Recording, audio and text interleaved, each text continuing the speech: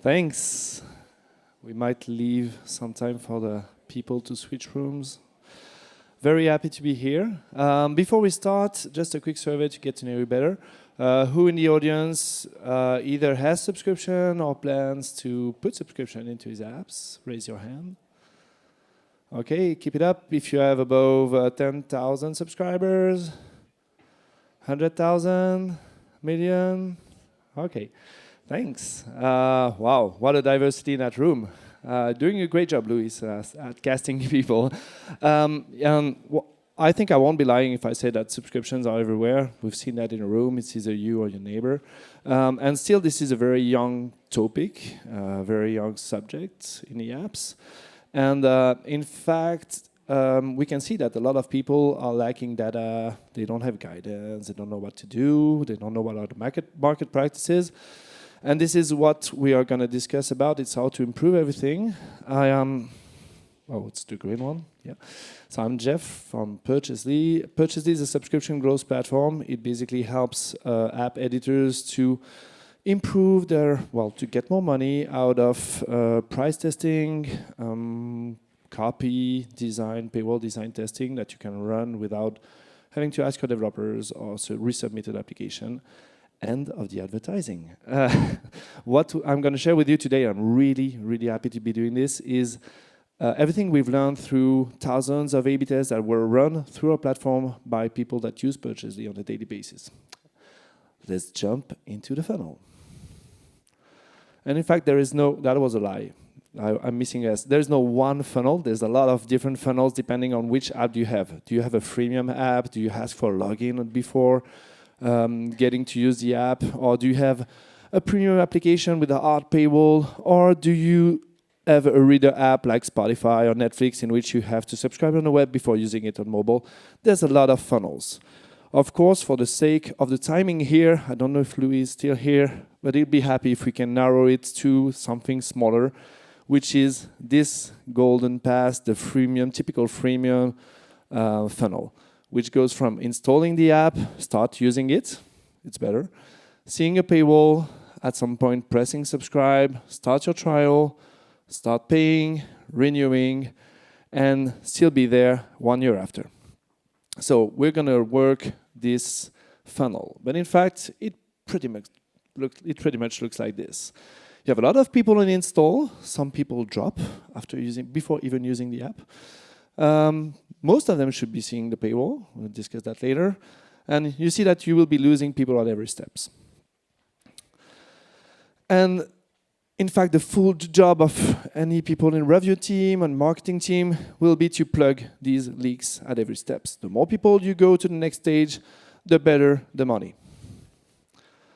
So let's start with the first step, which is improving your install to paywall view. Because as weird as it might seem, a lot of people are not even showing paywall. How do you expect your user to be subscribing if you don't show paywalls? That's okay to show a paywall, by the way. So, especially as 80% of your subscriber will be subscribing from day zero. This is something that we see in a lot of apps. There's a heavy wave on the very first session on subscription. So it's really important to really tailor that and really make a super first day and first session experience. And I know that you've heard that a lot on other sessions here and everywhere. Everybody's talking about that. So, and most subscriber, another thing, will start a subscription within the first 5 minutes. So that time frame is really important. And most people, I think 62%, will close your paywall in less than 10 seconds. So you see, 5 minutes, 10 seconds, first session, first day, 80% of your subscriptions. That doesn't mean that you don't have to work on after first day, and we'll discuss that later. And well, a very few limited number of people will tap on subscribe. 50% of them won't even go through the full subscription because they cancel when they see Apple or Google Sheet. And that's another interesting fact, is that only 13% of DAUs, daily active users, will see a paywalls. So that means that the intensity that you put on that advertising is very low. I think the paywall is great. Showing a paywall is okay. Showing a paywall on the onboarding is okay because it settles the trust between your users and your brand. Okay, it's just not showing that you have your pricing model, not showing that you will make them pay eventually, not telling them which features they're going to have to pay at some point is not something okay, because you play with the trust that your users are putting into your app. So tell them from the start, here is what you're going to have for free, here's what you're going to have to pay for, and here's what we offer in this subscription, and here's how much it costs. Having a long paywall really helps for that, because you have the time and space and to show what you're going to sell and how great it is. Oh, yeah, and you can expect, can I go back? Yeah. You should try to have 100% of your users seeing your paywall. What you can also try is repeat that paywall being displayed, is work on your, sending push notification later on, or when it's a better timing for your app to subscribe. If you have any app that has that should be used on the weekends for some reasons, push notifications on the weekends are good for that. There are some cases in which you don't want to display a paywall on the first launch, on a first session, especially if you have a golden pass. Like I remember that rooted application, it's a panic attack application.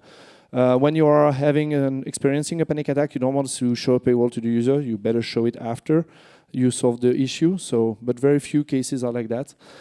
And it's okay to display several paywalls, especially in the first session, from something very generic that explains your whole subscription to something very specific as you go through the different spots in your applications. Is something that you can try and you can contextualize. And well, some offers that are always good to leverage scarcity, and these kind of offers, a 50% off at some point, say, okay, it will only appear once, and it will drive people to convert at that point. So some ideas that you can try. Then, from that paywall view to starting a trial, is there's a lot of things to do. Why are we talking about trial? Because once here, I'm just giving it's an amazing session from Apple, by the way. If you want to take a picture and do a screenshot of that, make sure you want to see you want to see it. Make sure you do. It's optimizing subscription for success by Apple, and they give a lot of figures on market practices, and of course they cover a lot of subscription apps, as they are Apple. And what they say in this session, three interesting things. 60% of paying subscribers on the App Store starts with an intro pricing. Almost all of them are free. So it's free. It's not intro price at $0.99, it's free. And top performing apps, they manage to reach 50% from paywall view to trial. So this is what's first number, what you should be looking at. We said that we only speak about free trials. There are some rare cases in which free trials not a good solution, especially if the value doesn't last. I'm sure that all the people in the audience that experienced dating apps know that once you unlocked, you get all the value in the next 10 minutes, and after you don't want to, you don't need a subscription anymore. And this is the reason why most dating apps actually don't have free trials, and they have long plans. You can also, so don't offer in that cases, and also make sure that you will be tailoring the duration of the trials, and we'll discuss that later. Just right now, in fact. Yeah, first thing, everybody's talking about that paywall on the right. That helps actually build it's in French, on purpose. It's the Blinkist paywall. There's a lot of been said about it. It's like, okay, today you unlock, in 3 days we'll send you a push notification telling you and remembering to unsubscribe if you don't want to, so that people don't unsubscribe just right after having subscribed. That works pretty well. On that case, on the 𝗓𝗔𝗂𝘁 case, I think it doubled the number, the conversion on that screen. Just doing that, that's why it's that screenshot on the right. And the next thing is that you should making sure that the duration that you are offering actually matches the experience and the time that you want your users to experience your subscription. The reason why is that I'm downloading because a friend referred me that application. Hey, you should have a look at this application. Downloading, 80% of the conversion the first day, or maybe a little less in some cases, but most subscription the first day. If I'm launching my trial on Monday, and it's an app that it's a 3-day trial. That's an app that should be used on the weekend, like 𝗟𝗶𝗸𝗆, for example, is an app for making your, for like locking your phone for your kids, etc. It's really something you want to use on the weekends where they have more screen time than maybe in a current regular week, hopefully. You want to make sure that the trial will match the experience time frame that you want, and also the duration to be able to like have the full experience. For example, 𝗟𝗶𝗸𝗶𝗶, it's a batch cooking application. You prepare all the meat for the week on the weekend. So having a 1 month trial is good because at least you can repeat 2-3 times that batch cooking experience. For the 𝗟𝗂𝗁𝗂, in a matter of 1 weekend, you should be able to to test if it actually works on your kids' tablets, locking the screen. And in fact, this is also what you're going to have to play if you want to convert from a trial to paid. You're going to have to create that first experience into a habit. You're going to have to play around that loop of triggering, action, reward, and investment. Converting a user from trial to paying customer requires that habit, and making them stay within your app also requires that habit. So you should always be, during the trial to paid period, you should be thinking about, what do I want my user to be doing in my app? How much I want him to explore, to understand my premium features, and make them do all these actions by sending push notifications, by creating an onboarding process. Like each time they launch the app, make them discover a new feature they haven't discovered yet, and also welcome them with an email reminding them all the values that you unlocked with the subscription. Why? Because a lot of people are subscribing for one specific needs, and your subscription might offer 5, 6, 7, 10 premium features, and they won't know about. Knowing about will make them convert. So make sure you do that, you onboard your user, and you make them stay, and you make them discover, do that golden path. And you can do that using your analytic tools, see what your top subscribers were doing before subscribing, retro engineering, and make sure that everybody in the trial phase, or as many people as you can, actually do this. And the trial to paid is actually pretty good. It's a 60%. Well, you should aim for 60%. If you have a trial. If you're above, of course, you can improve other part of the funnel. If you're under, there's most likely room for improvement. What you can try to improve that trial to paid experience is first, and that loops to what I was saying before, give a second chance. Well, I downloaded the app, I tried, the trial period was very short, I had no time to experience it, it's too bad because now I really wanted it. Oh man, well, I'm not gonna pay, okay? Offer a second chance. Okay, extend the trial by 1-2 weeks because you didn't. So use your CRM or use your data. You know that they didn't launch the app or didn't really try. Offer them a second chance. You can also lower the barrier by offering, and this is what one of our customers is doing with us. Like, can't afford a premium right now. That's okay. We give you a discount. Same thing. Scarcity. Leverage that to be able to convert better. And then your user becomes paying subscriber. So I'm sure you track the CAC payback time, etc. And you want them to stay as long as possible, and the 1-year retention is a good KPI to monitor. Of course, it's different whether you have a monthly subscription or a yearly subscription. If you have a monthly subscription, you have 12 different opportunities to cancel your subscription each month, and you have 12 reminders that you are subscribed because Apple or Google, they send the emails, hey, you just renewed for the next month, etc. And of course, what you will be if you reach a 15% retention after a year, it's good. On a yearly plan, it's 40%, what you should be targeting, okay? So that is also important to understand and to know when you create your prices, is that retention should be better, and also trying to upsell people to a yearly plan because they will stay longer. And the longer they stay, the more chance you have to do that loop that we were discussing about, because creating a habit takes between 18 days to 254, if I remember well. You have the reference on the slide. And so, yeah, yearly subscription, you have more chance to have people that will renew more. And what you can try after that, there's 4 things I'd like to talk about and we're going to discuss about. Find the right duration, create continuous value and promote it, avoid involuntary churn, and understand why these users churn when they do. Find the right duration. You might be doing like everybody else, like copying, like, okay, my competitor is doing this and this and this. But in fact, each app is different, each user is different, and it's okay to try 1 week, it's okay to try 1 month, 3 months, 6 months, 1 year. And what we have found out in this A/B test from Stretch is that adding, they had a monthly and a yearly, and they added a quarterly option, and actually it converted better. In some other cases, putting too much options actually makes the user confused, think a little bit too much, and doesn't work. So it was trying. It was trying one plan yearly, or months, week, and 6 months and 1 year. Well, this is something you should try. It also depends a lot on how much your value lasts for your user. Is it something that you expect them to be using in a year? If you're a fasting app, if you're, for example, working on sleeping, maybe after 2 weeks, everything's gonna be solved, and your subscription will no longer last. So you want to play also and make sure that your subscription matches that need for creating the habit, and also how long your subscription lasts, and also how much time you need the people to stay to be able to pay the acquisition cost. And yeah, upselling. I was talking about upselling. Who in the room already has a subscription and were offered to upsell to something else, like a better plan? 2, 3, 4, 5? 5 people?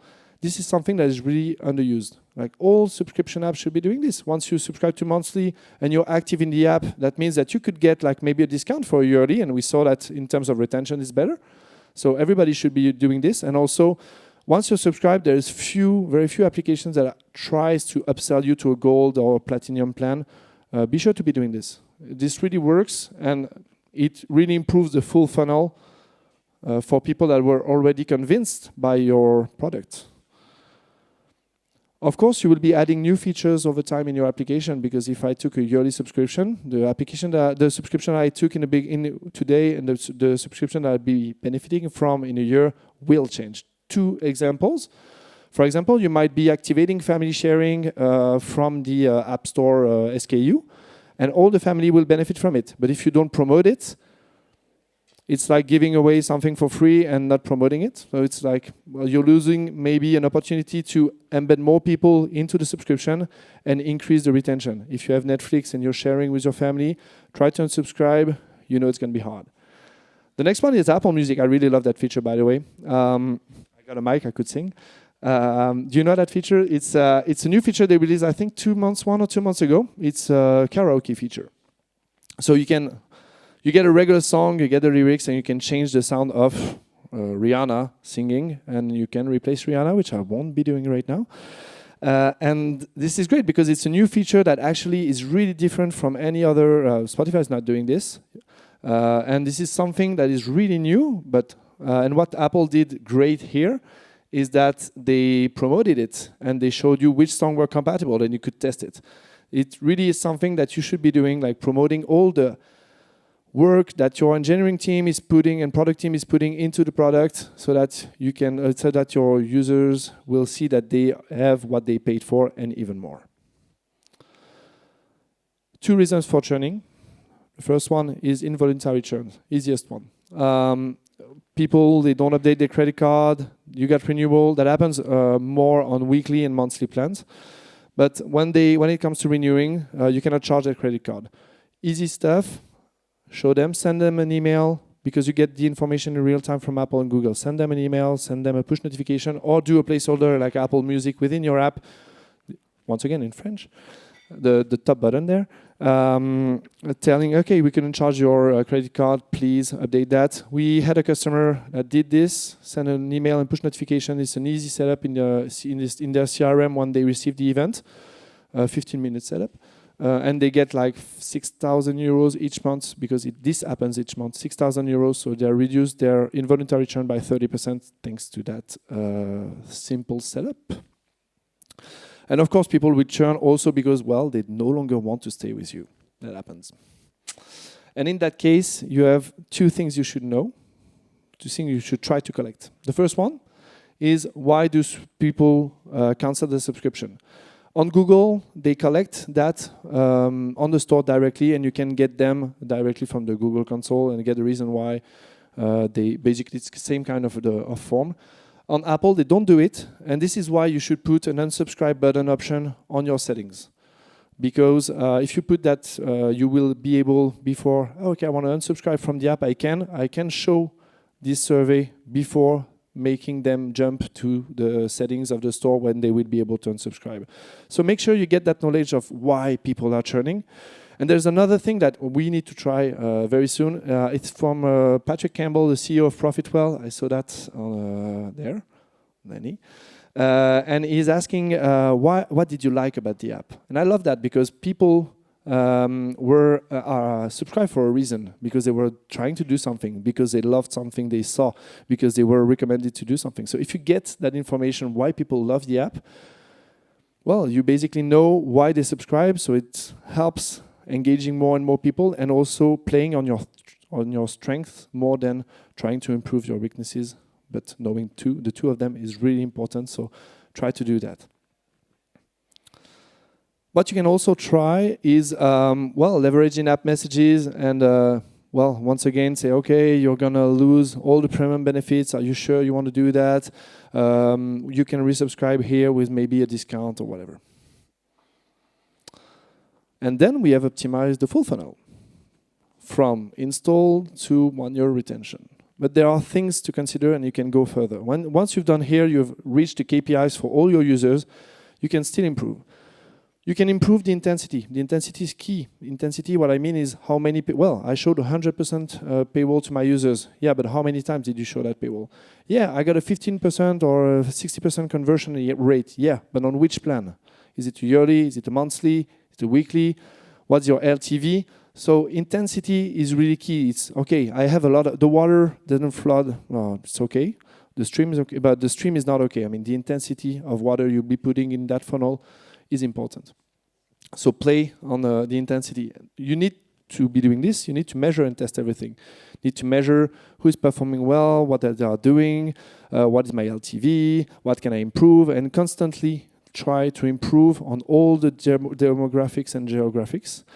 And once you know better your users, because you measured everything, you'll be able to, last step, improve and optimize niches. Because there's the default behavior, there's always sub-performers, top performers, and underperformers. And these underperformers, they can be young people, they can be specific demographics in which your subscription is too expensive, and you want to make sure you play and you optimize these guys. Or it can be specific kind of people that don't really understand what you're doing. I remember that fitness app that were addressing only for weight loss, and they were trying to make more people, male people, into the app, and they developed a UFC a program with the UFC, totally different, like two separated apps within the same app, but they actually succeeded just knowing they had different people, good performers and underperformers. So understanding, knowing, and playing with that is really important. One simple example here, the Beam app, they have many goals. They help you like train for sport events. They help you lose weight, gain muscle mass, get better, less stress, etc. Many different objectives. I'm sure a lot of people here, you have an onboarding where you ask, what do you want to do in the app, etc. But do you leverage this information that you have in the onboarding to customize your selling experience or your selling program? Maybe not. And here's what Beam is doing. That they have a paywall to reduce stress, so it's easy one. Huh? Just the image is changing here, but they have a paywall to reduce stress and also lose weight, which gives you maybe more context, and you can project yourself better in what you will be unlocking once you start paying.